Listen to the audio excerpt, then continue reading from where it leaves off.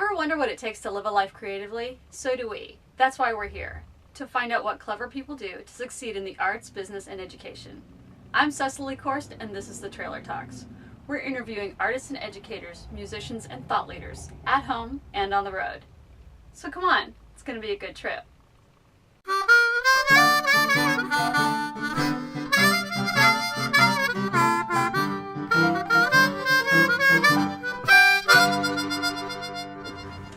Hey, welcome to the trailer. Come on in. Thank you for having me here. Welcome to the Trailer This Talks. is great. Thank you. Today, we're in the trailer with Mike Jaffe, a motivational speaker and coach from New York, and we're talking about his creative life. Since that view will never be known again, I'm going to share a little bit of what it was like working from such a majestic viewpoint. On windy days, you could feel the building sway slightly, and could often look outside the window and see small planes and helicopters flying well below you. But there was never any fear. The sunsets from up there were some of the most magnificent I'd ever seen. The whole left half of the floor would turn orange and red as the sun beamed through uninterrupted. So much so that most times people would have to lower the shades in order to see their computer screens, many times annoyed and complaining about having to do so. But thinking back now, that seems absurd, shutting out nature's miracle in order to salvage 15 more minutes of staring into a lifeless screen. But at the time, it seemed all too normal. And now that beautiful view is gone forever. Tell me the story about 9/11. So for me, the story about 9/11 really isn't about 9/11 at all. I was working in a job, and it was a good company, it was a good job, but it really wasn't tied to anything that I wanted. But I didn't really know what I wanted, so I just did what I call floating down the river. I didn't have a destination in mind. So I could do this and I could do this, but it didn't really satisfy me. And then one day we had moved and my commute became 2 hours each way. And my daughter was one, and I'd wake up in the morning and she'd be sleeping. Mm-hmm. And I'd come home at night and she'd be sleeping. And days became weeks, became months. Mm. And so I really was unhappy. I wasn't being the dad I wanted to be. I wasn't being the husband. But I had to work. I had to provide for my family. And I remember sitting outside one day and I was just thinking, what can I do? Where do I have control? Where can I make an impact on my situation instead of blaming everyone and everything for it? How can I take control back? And after thinking about it, I decided to start really small with breakfast. And it was just a simple idea. You know what, tomorrow I'll just have breakfast with my family. I'll see my daughter awake, 20 minutes, but it'll be the start of something. It'll make me feel like a human again, make me feel like a dad. Well, the next morning I woke up, and it was my normal time. Our rituals are so powerful, right? I put on my suit. I'm ready to go. My wife comes out. She said, "Oh, you're ready to go? I thought we were going to have breakfast, but I can still take you to your train." So there I was at my crossroads. Mm-hmm. And little did I know the implications of my choice. And so the two little voices popped up, go to work, don't be late, good for you, nice idea, but... And then the other voice said, no, don't go to work, have breakfast. That's the whole point. If you don't have breakfast now, when are you going to do it? And if it's not you, then who? And so I just stood there in space, and I looked up, and I saw my wife, and I saw my daughter, and it became very clear. Let's have that breakfast. Mm-hmm. And we had a beautiful, innocent, 20-minute, nondescript little breakfast. And I got on the train, mm-hmm. and because we had that breakfast, I was still in the subway when the first plane slammed into the World Trade Center, into my desk, because I happened to work on the 96th floor of the North Tower, which was the point of impact of the first plane. And that's how quickly it can happen. But the key is not that I survived that experience. I wasn't a hero. I didn't run into a burning building. I made a choice that was connected to what was really important to me. That's how I was a hero. But the key is that my wake-up call happened on September 10th when I made that decision to have breakfast with my family. And that was a day that looked like any other day. Mm-hmm. That's a day that all of us have at any moment. We just have to make a different choice. We have to get reconnected to what's important to us and then find that one small step we can take to get us realigned with that. That's where my wake-up call happened. That's what changed everything. 9/11 for me just made sure I could never go back. But September 10th is where I changed my life. So tell me about your book. My book was, it developed a long time ago when I had a few things that I wanted to share, but I didn't know what to say. And I started putting them together into a logical flow, starting with the shift in perspective, which is where I think all change starts, and trying to figure out okay, what are the different elements that we need to include on this journey for someone to really take them from A to R? And I started to write this down in a completely haphazard way. So I had a big box of notes. And I remember going up to a retreat center to do my writing. And of course, I left my computer home. But I met someone there that I shared this with. And he told me, you know, I'm not using my computer for the weekend. Why don't you just take mine? A complete stranger, brand new person. And he became a friend. And I borrowed his computer. And it just, somehow it poured all of this new insight out of me. When I had all of these different emotional, because I'm an emotional writer, I'm more of I write in the moment. I don't really structure out everything and write an outline and do kind of some of the things that I tell you to do when you're managing a project. For writing, it just kind of flows. And so I had all this disorganized content, and that's when I needed some help. And creating a support structure, as you know from the book, is very important. And so I reached out to a developmental editor, and she really helped me bring the book to life. So getting the right people to help find your voice and to help make your voice flow was really critical in bringing this book to life. So you went from this, you took it from a regular job. You were working in the insurance big industry. Company. I was marketing in the insurance company for a big insurance company. Yeah. To this wildly creative and motivational. Yes. It's great. What's the most fun part of what you do now? I always say that there's nothing better than being in the life-changing business.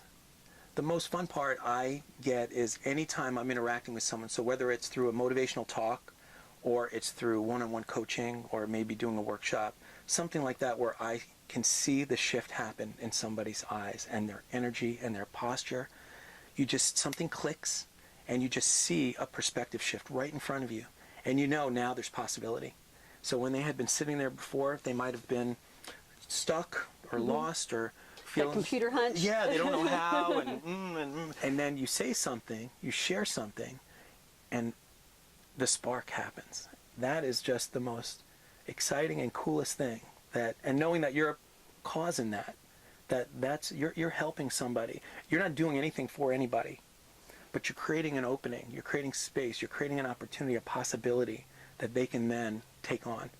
Tell me about your creative process, like when you're going to go out speaking or when you're helping somebody. I have two different tacks that I take. One is more of a preparedness, because I know that when I'm prepared, then I'm comfortable and then I'm confident. And when that happens, then I really create the space for me to get more creative. So when I know my stuff, when I've practiced it, when I've rehearsed it, I can just step in front of anyone and do anything. And when you're speaking, there's really 3 C's. You're taught there's 3 C's. Content is only one of the C's. So it's not about what you're saying. It's the connectedness and it's the comfort too. And that really spills all over your audience. So the more confident and connected and comfortable I am, I don't have to worry about the content, right? It's just really interacting. And I hate practicing and rehearsing. So I have to force myself to do that. What I love is being the interaction that's just spontaneous. So the Q&A, the reaction, the audience participation, I mean, that to me is absolutely fun. And for that, I just have to stand there and create, my process is create space. So not react to anything, but just create space and let that information come up and in, and kind of look at it as a student, as somebody I want to interact with it, no matter if it's directed at me, with me, for me, to me, doesn't matter. And then I stay empowered during that time to be able to play and interact with somebody. So it's about learning how to be with anything. That is a process. It takes a lot of practice and experience there, because at first our impulse is to protect and defend. And you can teach yourself how you don't have to feel that you need to protect and defend yourself. You can just stay in authenticity and create. What is success for you in the future? The way that I define success is not by any one outcome. We get so stuck in this middle ground, which we call the layer of fine. And I know we're going to get into fine. Fine is a 4-letter word. And what we do is we get in this where it's not bad enough to make us do anything. Because down here is desperation. When you're desperate, you do something. Because there's enough pain, there's enough fear, there's enough something. That's a wake-up call. When up here is inspiration. When you're up here, you do something, because there's motivation and there's energy and there's confidence and there's action. But when you're stuck here in the middle, when life's a 5 or a 6, you're fine.